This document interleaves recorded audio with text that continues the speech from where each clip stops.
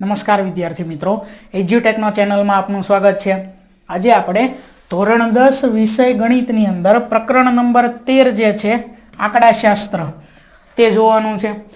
તો ચાલો હવે જોઈએ। ત્યાર પછી દાખલા નંબર 4 એની રકમ છે કે એક હોસ્પિટલમાં દાક્તરે 30 મહિલાઓની શારીરિક તપાસ કરી અને પ્રતિ મિનિટ હૃદયના ધબકારાની નોંધ કરી તથા નીચે પ્રમાણે સારાંશ તૈયાર કર્યો। યોગ્ય રીતે પસંદ કરીને આ મહિલાઓના પ્રતિ મિનિટ હૃદયના ધબકારાનો મધ્યક શોધો। આપણે શું મેળવવાનું છે? મધ્યક મેળવવાનું છે। વર્ગો આપેલા છે, વર્ગ લંબાઈ જે છે એ ચેક કરો। વર્ગ લંબાઈને આપણે શેના વડે દર્શાવીએ છીએ? h વડે। તો વર્ગ લંબાઈ h બરાબર ઉર્ધ્વ સીમા માઇનસ અધઃ સીમા। કિંમત મૂકીએ। પહેલા વર્ગની વાત કરીએ તો ઉર્ધ્વ સીમા કેટલી છે? 68 માઇનસ અધઃ સીમા છે 65। 68 માઇનસ 65 કેટલી વર્ગ લંબાઈ મળે છે? 3 બરોબર। એટલે અહીંયા h આપણને 3 મળે છે અને દરેક વર્ગની વર્ગ લંબાઈ 3 જ છે અને વર્ગો કેવા છે? આ બધા સતત વર્ગો છે બરોબર, સતત વર્ગો છે। તો અહીંયા આપણે મધ્યક મેળવવા માટે પદ વિચલનની જે રીત છે એનો ઉપયોગ કરીશું। મધ્યક મેળવવા માટે કઈ રીતનો ઉપયોગ કરશું? પદ વિચલનની રીત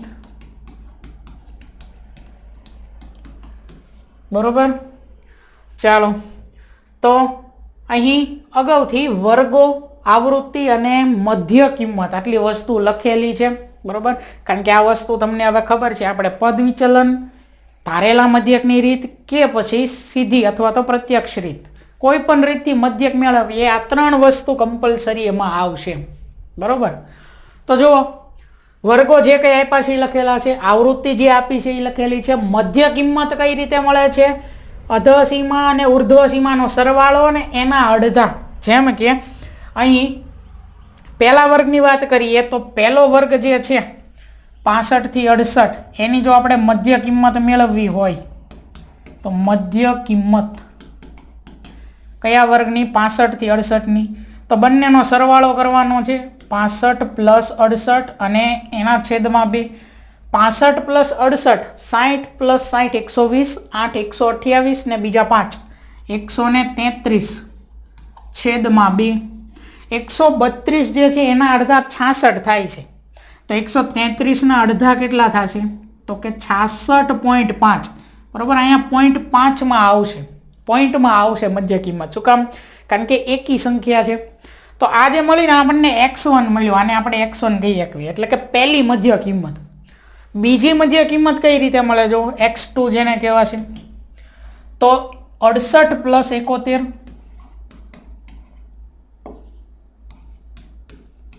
અને એના છેદમાં 2, સરવાળો કરવાનો છે બંનેનો, 60 પ્લસ 70 130, 8 138 ને 1 139 છેદમાં 2।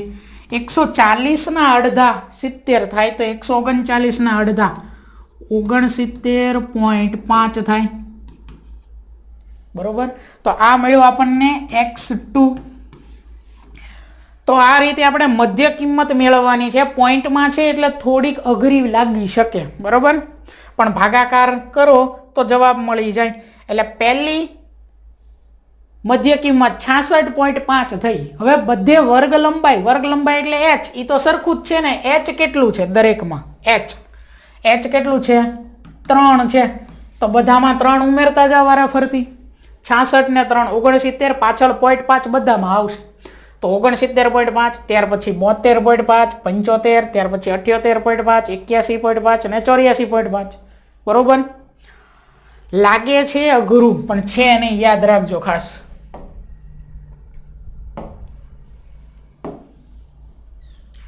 ચાલો, હવે આપણે UI મેળવવાનું છે। તો UI કઈ રીતે મેળવતા હતા? જો ખૂટતી આવૃત્તિ વાળો દાખલો હોય તો જ્યાં f કે x કે p જે ટૂંકમાં આવૃત્તિ ખૂટતી હોય ત્યાં આપણે a કહેવાનું, બાકી તો આપણે વચ્ચેની કિંમતને કહેતા હતા। તો 1 2 3 4 5 6 અને 7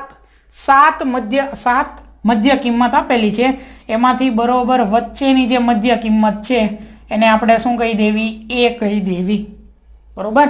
હવે જ્યાં a કીધું છે અહીંયા શું આવશે? તો a વાળી લાઈનમાં 0 આવે। આ એકદમ સરળ છે UI વાળું ખાનું। a માં 0, નીચે 1 2 3 ઉપર -1 -2 અને -3. ચાલો હવે FI અને UI, FI આવૃત્તિ, UI ગુણાકાર કરવાનો છે. માઇનસ વાળામાં બધે માઇનસ આવે છે, યાદ રાખજો ખાસ, અથવા તો પહેલા માઇનસ મૂકી દેવાનું, બરોબર. 0 ની ઉપર વાળા બધામાં માઇનસ જ આવશે. તો 2 ગુણ્યા 3 કેટલા થઈ જશે? 6. 4 ગુણ્યા 2 8. ત્યાર પછી 3 ગુણ્યા 1 3. તો -6 -8 અને -3 આવું મળે છે. આ તો 0 થઈ જશે એ વાળી લાઈન. ચાલો નીચે 7 ગુણ્યા 1 એટલે 7. ત્યાર પછી 4 ગુણ્યા 2 એટલે 8. ત્યાર પછી 2 ગુણ્યા 3 એટલે 6. બે જગ્યાએ આપણે સરવાળો કરતા ઊભો સિગ્મા, બરોબર. ક્યાં? એક આ FI આવૃત્તિમાં, એક FI UI માં. તો અહીંયા સરવાળો જે કંઈ થતો એ લખી નાખવી. સિગ્મા FI બરાબર સરવાળો 2 + 4 6, 6 ને 3 9, 9 ને 8 17 ને 7 24 ને 4 28 ને 2 30. એટલે આવૃત્તિ અહીંયા કેટલી છે? 30. અને રકમ વાંચશો તો ત્યાં પણ સંખ્યા આપેલી છે 30, બરોબર. એટલે અહીંયા આપણી આવૃત્તિ સિગ્મા FI જે છે એ કુલ કેટલી છે? 30 છે. ત્યાર પછી અહીંયા સિગ્મા FI UI,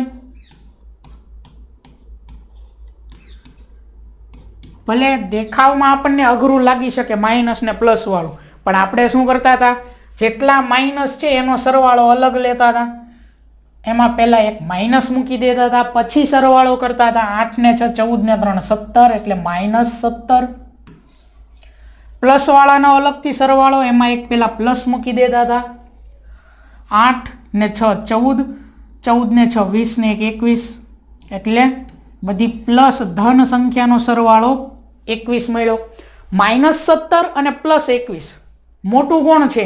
+21. તો આ +21 માંથી આપણે 17 બાદ કરવાના છે. મોટામાંથી નાનું બાદ કરવાનું. તો કેટલા વધે? 21 માંથી 17 બાદ કરીએ તો 4, અને મોટી સંખ્યા 21 છે. કેવી છે? પ્લસ છે. તો જવાબ કેવો આવે? +4 જ આવશે, બરોબર. ચાલો હવે શું કરવાનું છે? આપણી પાસે A, ત્યાર પછી sigma FI UI, sigma FI અને H એટલે કે વર્ગ લંબાઈ દરેક વસ્તુ છે. તો એ આપણે સૂત્રમાં કિંમત મૂકવાની છે.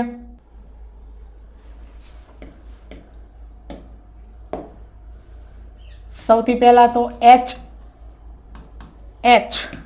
એટલે વર્ગ લંબાઈ કેટલી છે? અહીંયા વર્ગ લંબાઈ 3 ની છે, બરોબર.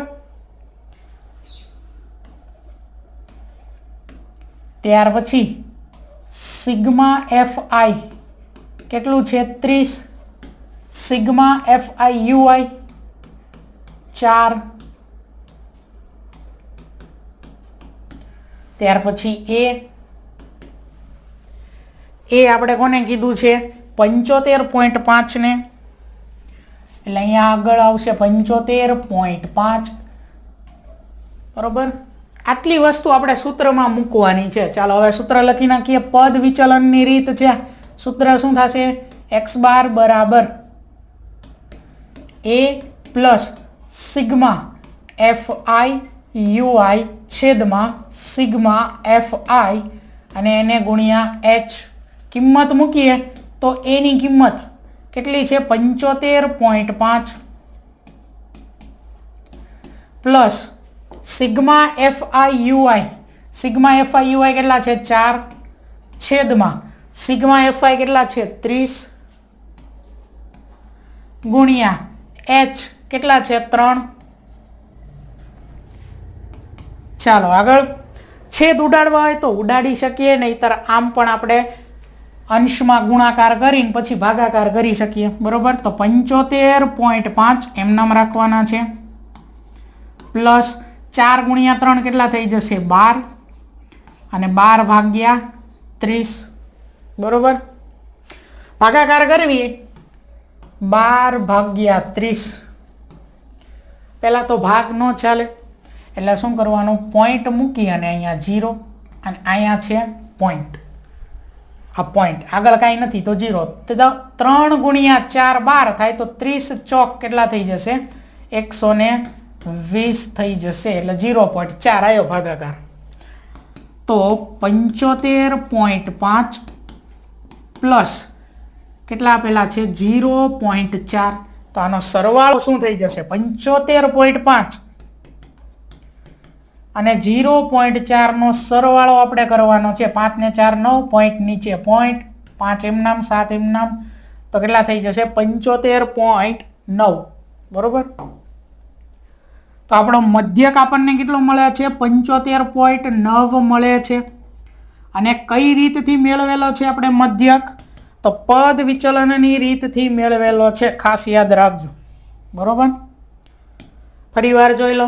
સૌથી પહેલા વર્ગો આપ્યા હતા એ લખ્યા, આવૃત્તિ લખી, આવૃત્તિનો સરવાળો કરવાનો છે જેને આપણે શું કહીશું સિગ્મા fi.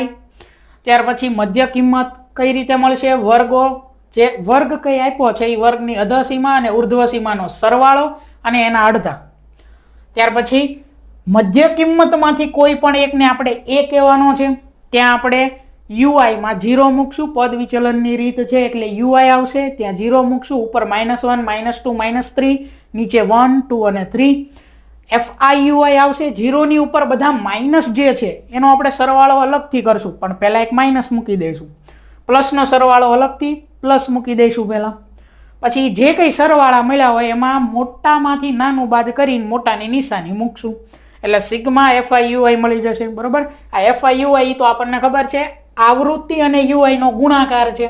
0 ની ઉપર માઇનસમાં જ આવશે બરોબર અને 0 ની નીચે અહીંયા પ્લસમાં આવશે કારણ કે જો અહીંયા પ્લસ સંખ્યા છે ને અહીંયા માઇનસ છે તો પ્લસ માઇનસ માઇનસ બરોબર. ત્યાર પછી સૂત્ર છે x બાર બરાબર a પ્લસ સિગ્મા fiui છેદમાં સિગ્મા fi એને ગુણ્યા h. આમાં કિંમત મૂકવાની છે આપણે બરોબર. દરેક વસ્તુ h છે, સિગ્મા fi, સિગ્મા fiui અને a દરેક વસ્તુ આપણે લખી નાખી છે, એમાં કિંમત મૂકી છે અને સાદું રૂપ આપ્યું છે. તો આપણો મધ્યક કેટલો મળે છે 75.9 બરોબર.